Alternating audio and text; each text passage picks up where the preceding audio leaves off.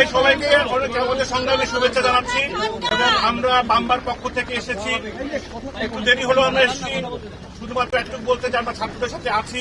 আমরা সমস্ত অন্যায় নিপীড়ন বন্ধ চাই, আমরা সব জুলুম বন্ধ চাই এবং আমরা আমাদের যে ব্যাপার ভাইটি যে জেল আছে তার মুক্তি চাই এবং এছাড়া সমগ্র বাংলাদেশের মানুষের আমরা মুক্তি দেখতে চাই, শান্তি দেখতে চাই এবং আমরা যেন সবসময় সুন্দর যেভাবে সঙ্গীত করেছি।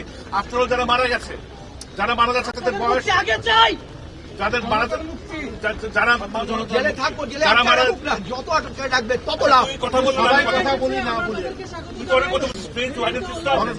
ভাই সামনে মোবাইল আপনার একটা বলেন প্লিজ।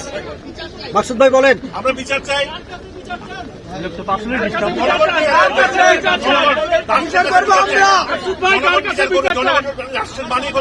জনগণ ডিসাইড করবে কাকে বিচার করবে।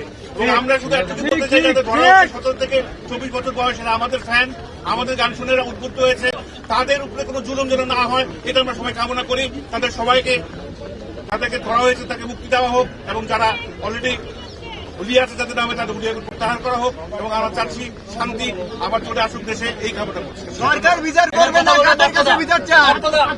পার্থদা, হামিদ ভাই, টিপু ভাই, আপনাদের পাশে আসছি। আপনাদের যে আন্দোলন চলছে এটার সাথে আমরা একমত এবং আমরা একসাথে আছি।